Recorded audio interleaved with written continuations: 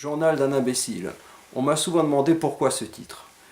C'est une pièce de théâtre pour 5 personnages. Ça n'est pas un journal à proprement parler. C'est l'histoire d'un jeune homme qui s'appelle Arnaud de Brémancourt. Et cette pièce raconte, on peut dire, les moments forts de sa vie. Ça commence en 1940, alors que la France est envahie. Arnaud de Brémancourt commet l'erreur qu'on va lui reprocher, que sa mère va lui reprocher, l'erreur de tirer un coup de fusil sur un avion allemand qui survole la propriété. À partir de là, il va être en désaccord, souvent d'ailleurs, avec sa famille. Il va s'engager dans les forces françaises libres et puis rester dans l'armée sans vraiment le vouloir, partir en Indochine. Et là-bas, il va tomber amoureux d'une jeune fille qui est une jeune infirmière, une infirmière annamite. Et il va connaître un véritable amour partagé.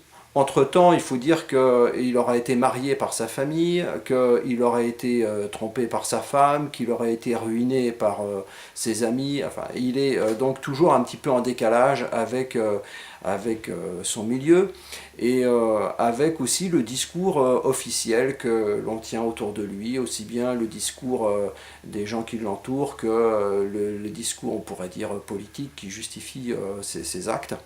Mais il agit, il vit. Il ne semble pas se révolter, et c'est en cela qu'on peut se demander si ça n'est pas un imbécile, mais il vit à fond, et en tout cas il vit cet amour avec cette jeune infirmière. C'est un amour qui est d'autant plus difficile qu'il va se rendre compte que la jeune infirmière dont il est amoureux, et qu'il aime aussi, elle est la maîtresse, elle était la maîtresse avant de le rencontrer, du médecin qui va lui sauver la vie, du médecin militaire qui va lui sauver la vie. Donc il y a tous ces rapports difficiles entre ces personnages qui sont pris chaque fois dans des situations qui les dépassent. La jeune infirmière annamite aussi,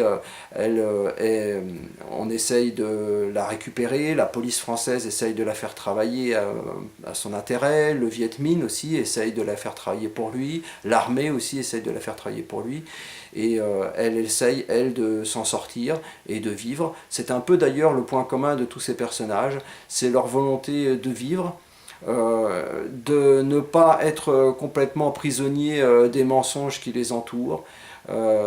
C'est une pièce assez optimiste qui se termine bien. C'est pas toujours le cas pour mes autres pièces, mais celle-ci se termine bien. C'est une pièce qui est quand même qui est assez dure, mais qui donne, je crois, une lueur, qui laisse une véritable lueur d'espoir, puisque c'est une pièce où les personnages, en tout cas c'est le cas pour Arnaud de Brémancourt et Denise, vont vivre une belle histoire d'amour, et que cette histoire d'amour va finalement bien se terminer. En tout cas, la fin de la pièce laisse penser que l'histoire va bien se terminer.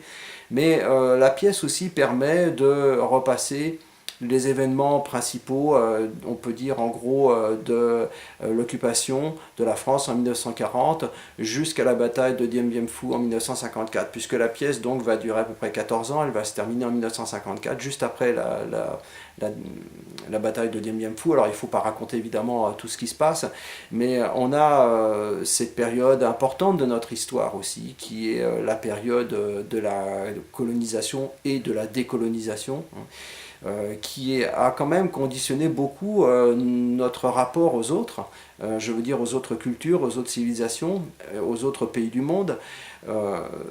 Nous avons apporté parfois des bonnes choses, mais aussi beaucoup de mauvaises.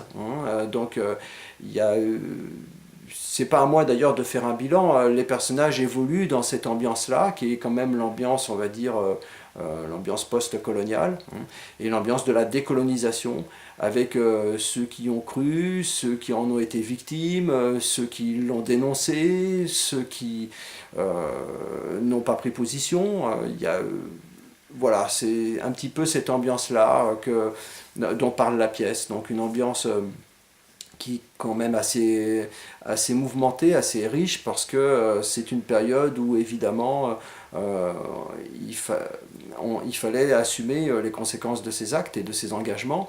Et en général, quand on s'engageait d'un côté ou d'un autre, on prenait des risques importants. Donc la pièce parle aussi de ça, de la possibilité de trouver des vraies valeurs pour construire sa vie. C'est une pièce qui s'est jouée, que nous avons créée en 2013 à Neuilly et à Courbevoie, et en 2014 à Courbevoie, qui va être repris en 2015 au Centre culturel de Levallois, qui s'appelle L'Escale, à partir du mois de mars 2015.